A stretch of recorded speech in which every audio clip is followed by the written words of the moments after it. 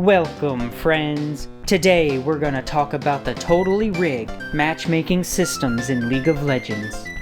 Turns out the jungle gap is actually real, and calling it that has come from what they call the team skill gap in matchmaking systems. So we have a player, but we want to know how good that player is. So we put a number on them. That number should represent their skill. Now, we use the skill to compare players to other players. So given two players, we can then figure out the difference in their skill from each other. Now a good skill system, if it's working right, the player with the higher skill should win most of the time. We also want to take this same concept to the team level. And one way, the simple way to do that, for this talk at least, is just to take the average of each team. Take their average skill, average the numbers on both sides, and then take the gap between them. And I call this the team skill gap. And it helps us tell us which team is going to win most of the time. Now this game tracks every single number that it can possibly get on you. Every single thing you can imagine. Kills, deaths, and assists, minions and monsters, gold earned, structures destroyed, vision score, and look at these combat statistics. It's insane. They even count your actions per minute, and the way you control your camera. You thought they spent so much time programming all this information tracking just for players to enjoy looking at it. Absolutely not. It's so they can rig matches. How convenient that the Stats tab has just recently been removed, as the larger player base is starting to exploit all of this. So first, the skill system, what is it? Again, like I said, it's any method you want to use to measure player ability. And ideally, it's predictive. Ideally, this method you use to measure skill lets you, in the future, predict what's going to happen in your matches. And why do you care about a skill system? Maybe you're going to use it for matchmaking. So let's talk about some skill systems. So there's simple stats you can use for skill. There's kills per death, there's score, things like APM, and they can actually help you figure out how good your players are. Unfortunately, in a game when you're supposed to be losing, the best thing you can actually do is to just keep your numbers up, which is why so many players just go off and AFK farm when a game starts to look bad. I'm going to share my experience of solo queuing the diamond with a 78% win rate and tell you how disgustingly rigged this game is. Until recently, I used to think you climb the rank ladder by hard carrying games, but this is completely wrong. And if you still don't think it's possible to match people based on their stats, Heroes of the Storm publicly introduced a performance-based matchmaking system, which rather than matching players based on wins and losses, match them based on their performance stats. Let's say you wanted to climb the diamond. As long as you perform to the expectations and what the system considers diamond players, the system will bring you there with better queues. It measures your performance to how other diamonds would perform in your lane and in that particular champion. So you gotta keep your KDA pretty, and make sure you've got a good CS by the end of every game. And especially in your losses, which will in turn give you better future match-made teams. Stop worrying about trying to win individual games, and just focus on having great stats. This is disgusting because I've seen countless previous season Grandmasters and Master players have zero idea how to play in lane, but as long as they tickle someone and get some assists and kill participation later on, it brings out their overall MMR and they'll climb anyways. Now another nice kind of aside about all this is it's kind of nice if you go ahead and make a histogram of all your player ratings, all these numbers you've created. It's nice if it fits like a bell curve, which is also called a Gaussian or a normal distribution, because this tells you what skill looks like across all of your players. And if it's normal, you can take little cute shortcuts like I can tell a player's relative rank or what percentile they're in just by knowing their number. There's functions you can find in Excel for that. I won't go into all that, but it's pretty easy. And this is an example of actually some real data of like almost 2 million players, 2 million matches around, and the black line is what the players actually looked like, and the red line is what a true perfect normal distribution would look like. And it's pretty close. You might think it a good idea to take your chances on a Hail Mary desperate play when the opportunity arises in those unplayable clear losses. I mean, your team kind of sucks, but you're fed, you're kind of strong, and just maybe, if you can contest this one objective, or get this one good play in, you could turn the game around. Well, that's how scrubs think. And God forbid you die for a good play without evening out your KDA. You'll go to literal hell for that. The game doesn't care whether you win or lose. All it cares about is your performance in these games. If you keep losing but ace every winning game, Riot will eventually put you into these rigged winning matches as long as you're hitting the benchmark in performance. Because winning games isn't how you climb anymore. It's not worth the one more death you probably give up, and the time you could spend AFK farming before the game ends. And that is the sad truth of the matchmaking system in this game. Plus, on the off chance you get a turret or two, that'll look real good on your record. It's frustrating because I'm not even thinking about winning the game anymore. All I'm playing for is just stats, and it's vexing. The game essentially is forcing me to play a certain way and requiring me to collect enough of these stats averagely in order to let me climb. You've got to stop trying to win and just focus on keeping your numbers up. You need to maximize the stats the system wants to see on you, for whatever your role and champion identity are.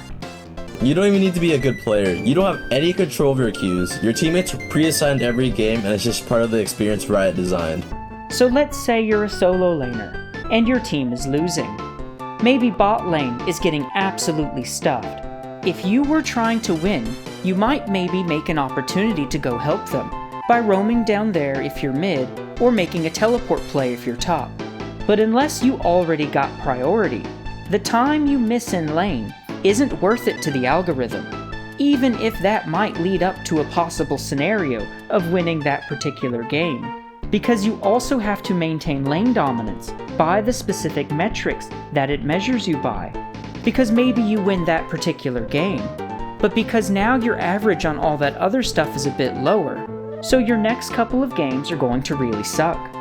Or maybe your stat totals get marked as average, which can lead you into a whole spiral down the loser's queue. The second you start performing averagely in some games, Riot will hit a button and you'll start magically losing games. Surprise! Loser queue does exist and Riot's lying at you. Then I can update the visible ranking system because the team just won a match and some people just lost. I can gather those results and then I can graph it over time. So I can see where does your rank go over time by simulating it. So let's say we decide to use a raw skill system, like just some pretty raw numbers here. You probably pretty this up as a designer, but this is what a simulation looks like in general if you had a raw skill system. And so you'll notice in like a pure system like this, we immediately quickly tell the player how good they are, separates right away, and we know right where the good, average, and bad players are, and we can matchmake really effectively. And absolutely do not, never ever not never, try to win games by unconventional metrics the system can't attribute to you individually, because it compares all of your numbers to the average stats of each rank, and tries its absolute best to get you to, or keep you in, whatever rank it thinks that those numbers belong to. So the game also pegs champions with certain identities. And even if you're doing well, or even winning, but not hitting the benchmarks held for those roles, you're gonna get worse future game quality for that. Riot knows who the good and bad players are, and you don't have control over your games, only your performances. For example, if you're playing a labeled assassin character without actually assassinating people, it doesn't matter if you're winning, because you've got the wrong items, loser. Doesn't matter that you haven't died. We don't see enough kills on this assassin, and think you belong in silver. Oh, I need to increase my farm per minute to at least 8.5 or 10 per minute? Okay, I can easily do that. Oh, I need to increase my overall damage and vision score per minute? Okay, I can do that. Oh, I need to fight unnecessary more for no reason because Diamond Plus players average more kills and assists in these games, even though your teammates die in the process and allow your opponents to catch up. Alright, that's where I draw the line. That's just stupid. Instead, you need to matchmake on a representative cross-section of your population to make sure that their true kills per death ratio is coming out of that. Or like when you try to be a team player and make a sacrifice to help out one of your struggling allies. You actually should have just been CSing. You shouldn't have roamed just to relieve pressure, because the system will punish you for that. It's so dumb. It doesn't matter if you made the game-winning calls and set up everything by sacrificing some CS, it only cares about your performance stats. And here you are, actually trying so hard to win the game, running the entire map, barely holding this game on by a thread. And if you hope and pray and play every situation exactly right, you just might maybe be able to get lucky and pull a victory out of this. But in doing so, your averages have dropped, and that's a real shame. Gold 4 Turkey, that's where you belong. We're gonna make sure you lose the next one. And then there you are again in another desperate match that you could almost just barely win. And it doesn't look pretty, but just maybe you could do it. But don't be fooled into sweating too hard. Just focus on them numbers. Take those hard losses gracefully by going 15-5. Or maybe if it's real bad, just be happy with the 2-1 you already got and f*** off farming until it's over. And it's so sad that that's how you climb, but it's actually true. Why do I continuously keep fighting when I could just strategically hold an advantage, get towers, and cruise the entire game without making the kills close at all? The answer is because the system doesn't like that. You give like a variety of matches. So you have some smart way of saying, no, for this match, I'm gonna give him actually a hard match. For this next match, I'm gonna give him an even match. For this next match, I'm gonna give him an easy match. The designer ideal is probably to put players in games that are fun and maybe have some kind of like planned experience with varying intensity. It's kind of a classic design philosophy that don't just have all super tight matches and all really, or whatever. Have some hard, some easy, and have it go up and down. Then you got this like business ideal, right? Like the holy grail would, hey, can I put a long-term monetary value on every possible match I'm going to make per player, and then matchmaking the matches that maximize that value over time. Some realistic proxies we use are things like skill gap and churn analysis and stuff like that. If you're a good player that's actually looking to climb, it's highly likely that you're the only one who has any chance of carrying those bad games. But you get punished so hard for really trying to do so. I'm playing worse than I normally would be and building bad habits for no reason, but I have no choice because the system wants that. Extra Dungeon is an all-new webcomic written and drawn by yours truly. There's cool animations and lots of little secrets to discover. You need to check this out. It's totally free. Plus, there's a shop with some sweet merch on there. And if you buy anything, it supports me directly. But you can also become a friend of the channel by becoming a member or by joining me on Patreon. You could even choose the game for my next awesome video. And if you haven't done it already, subscribe and like this video, because we both know that you do. Okay, let's get back to it. Okay. The absolute worst thing you can do in a losing game is to try hard and finish something like 3-5 with bad CS. Because now, not only did you lose a game, but your averages just dropped. So now the game quality of your foreseeable future is also going to drop.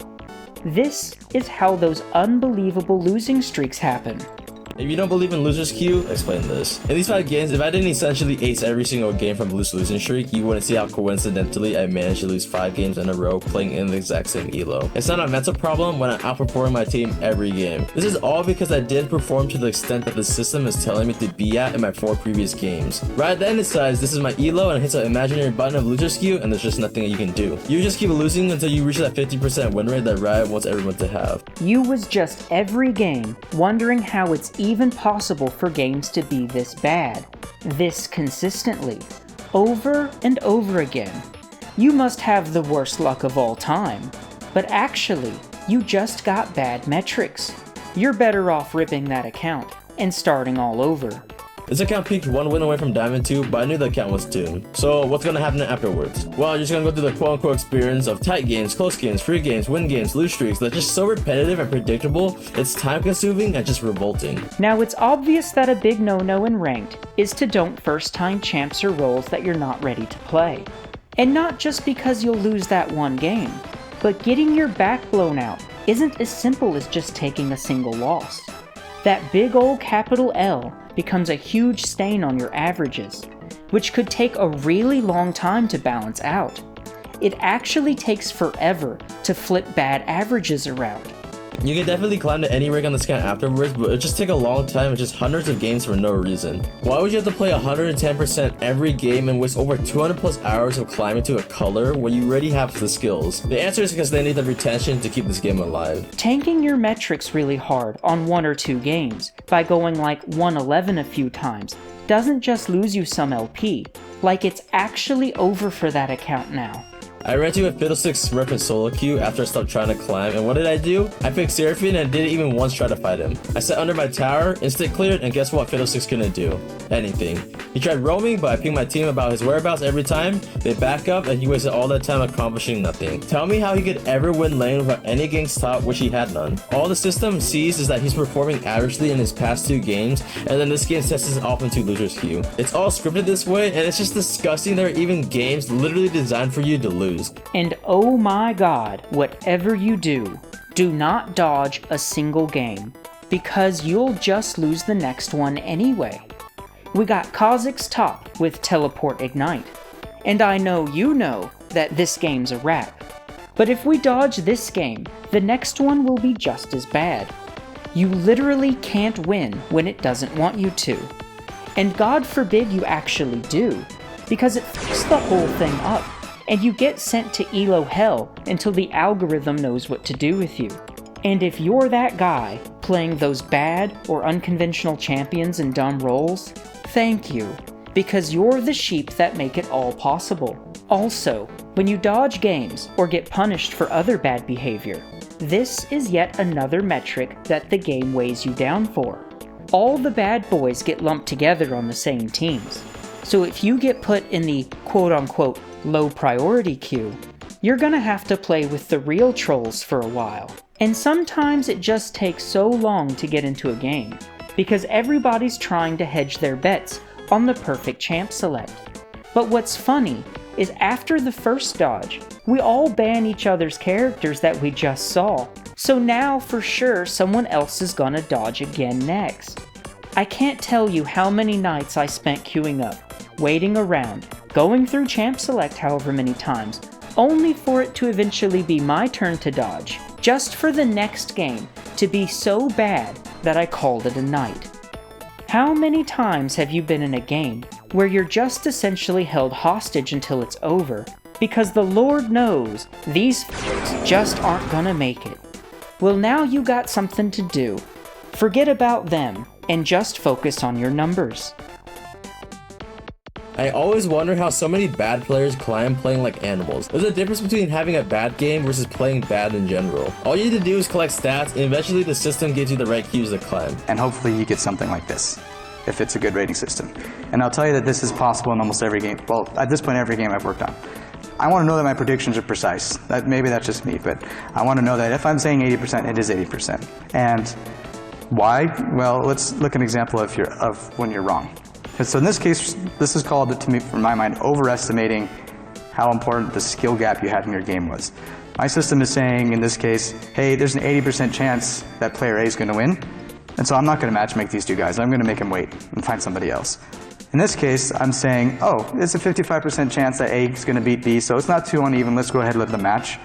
But it turns out it's actually an 80% chance. Wherever you are on your ranked journey, if for whatever godforsaken reason you still want to press on, maybe you just want to hit diamond before that rope arrives in the mail.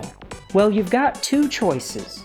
You can either rip your main account and start all over fresh, now knowing how it works, or you can literally suck for about 200 or more games until the averages on all your metrics finally reach a threshold that would make the game think you deserve to join the cool kids. I'll quickly walk you through the 3 steps you need to climb ranked as fast as possible. Here we go. Step 1, make a new account. When you make a new account, you have no established MMR, which means you can climb faster because you're going to be getting larger amounts of LP than you're losing. Then the second step is to play normal games. The reasoning behind this is to allow the system to find what level you should be playing at.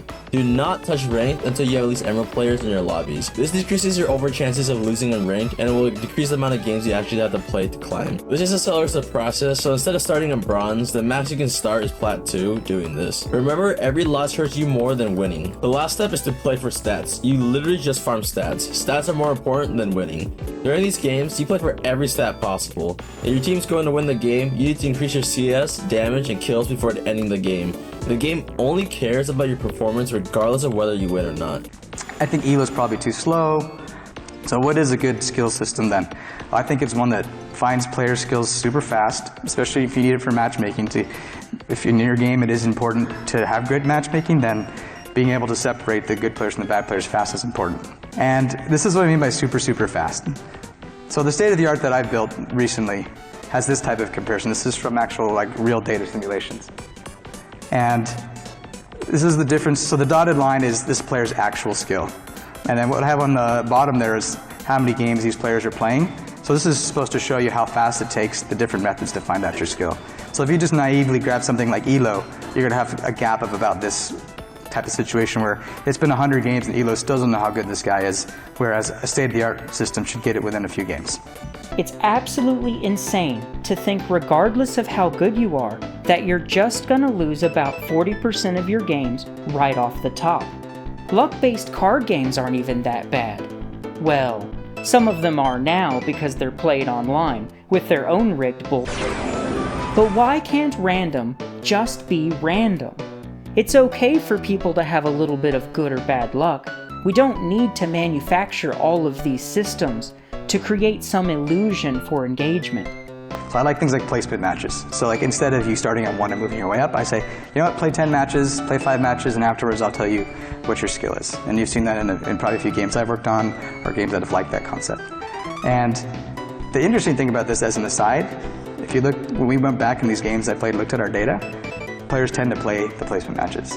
Players that you wouldn't expect to be as engaged in PvP in your game will also play the placement matches, because it's like opening a present. I find out what my skill is. And they will tell you that the game they played after they finished their placement matches was amazing. It was way more tight than the one before. Even though usually if you did your skill system right, it's probably no different. But that's a perception thing. Plus, die-hard players are going to play regardless of their results. But I can't stand this nonsense. I used to be someone who you might have thought you could never scare away from these sort of games. But what's even the point if it's all just rigged? What are you actually doing? Just pointlessly going through the motions to get farmed by the system at large? Please. Broad, meaningful ranks for relatability. So instead of lots and lots of numbers, I like when you have, so you guys have seen my systems, I like things like bronze, silver, gold, platinum, things like that. And I like that because players can remember them better, and also because, I'll show you in a second what the skill spread usually looks like. It lets me spread out the skill of the players such that the difference in skill between one chunk and another chunk is basically a 3-to-1 odds if those guys play against each other. So a silver player will beat a bronze player 3 out of 4 times. And this is cool, I think, because those players start to identify and feel what that means like, what that feels like. A silver player knows what it's like to play a bronze player, and he knows how hard it is to play a gold player because you've designed the system with that in mind. Because again, going back to my skill slides, you know how to predict the outcome of these matches based on your skill system. This is kind of how I design these skill distributions to look, or this is one way I like to do it. If your audience is a bell-shaped curve, you can slice it up. In this case, I slice it up by what's called a standard deviation. So if anyone knows about normal distributions, they're often talked about in terms of the number of standard deviations moving out from the middle. So the middle here is 0, and each line is 1 plus or minus 1 standard deviation away from the middle. And the nice thing about that is you can usually tune your system such that 1 standard deviation gives you that 3-to-1 odds that you want. And who even cares about what rank you are anyway? Maybe it would actually mean something if it was earned legitimately. But why do you even want it? It's literally not worth a thing. And whatever game you play is actually incredibly niche. Even what we regard as a massive game like League of Legends. Less than 1% of the population even know that this game exists at all. Put that on your resume and see if it does anything for you. Maybe if you're a streamer or something, you can play this game for content. Just get me the f out, man. It is unplayable. Or one of the very few pro players who are paraded around to masquerade the illusion of this game's integrity. It's nice if your skill system has a link to the pro players. If I can look at the skill system and see at least the pro or kind of top amateur players near the top are the same as the pros that are playing in the real tournaments and things like that, live ones, then I'm gonna know as a player what I need to do to get up there. I'll have a good feeling for that. Sure, it's kind of fictional. Most people are not, of course, not going to get there, but at least I can, kids can tell their mom, hey, I can win $1 million if I buy this game and play it enough. But unfortunately for you, Gold 4 Turkey, you must be born a samurai to be a samurai. And if you think you're better than that, you're just a hard-stuck diamond scrub who has no connections and no entry point into the competitive scene. Okay, another thing I like with skill systems is an endless ceiling for the pros. So at some point, you break out into raw numbers and they can go up forever. They don't go up forever because in order to go up forever, you'd have to have someone who is infinitely good player. You definitely get players that are better, but they're never infinitely better. And what I mean by that is the very best player in your system is going to beat the next best player some amount of time, 3-to-1, 4-to-1, whatever it is. That defines a skill gap, and that player won't be able to push much past that skill gap if your system's calibrated right. The only way to win at League is to not play. Solo queue is for real the league of losers. But actually, if you're at least a half-decent player, you can reach any rank you want, if you only play enough games. But that's the catch. So you're better off starting fresh on a new account, unless you got time to play 1,000 games. So I made a cute video where I shred through bronze, and I was gonna do one for silver to gold, and even already had the footage recorded, but no one watched the first one, and I barely like this game anymore as it is, so I said forget it, and hadn't played since. Until about a week ago, I just randomly got suggested some entertaining videos about League from some of my favorite people. I watch all of the greats, you know the ones. So I started playing some, but just for fun this time, because who cares, it's just a video game, and I got nothing on the line. So rather than stomping the jungle, I decided to play a little top lane, because once upon a time, I was a Renekton main, and I wanted to reminisce in that for old time's sake. And I didn't do too bad actually, but I guess I wasn't hitting those metrics, because when I went back to the jungle, I just went on the worst losing streak I've ever had. Even got demoted back to silver. And then after the streak was over, it's just every other game is absolutely unwinnable. It's incredible actually. Sometimes I defy all odds and maybe win 2 in a row, but god damn, these are the hardest and sweatiest games I've ever played in silver. And I'll be fair, we got some real winners in silver. So many of these players are just so bad that I'll happily accept those losses and just move on. But it can't be this consistent. So in these every other losers queue games, I just run the whole map and double lift as I always do. And at first, it might look like we're even winning. But by about 10 minutes, I start to realize that these boys don't even play. Like they actually don't even play. They just let everything happen and basically have zero impact. Like you can lead a horse to water, but you can't make him drink. I even had a Draven tell me that he didn't stop farming his lane while I was ganking it, just because he didn't feel like it. I pushed an enemy right into his face, and he did not stop last hitting to confirm the kill. It's so bad, it's unbelievable. There's games where I've done literally everything, and got actually everything. All the feats, all the dragons, kills, turrets, have the entire enemy team basically ready to give up, and they just will not cross the finish line. All you have to do is just show up. Please, let me carry you.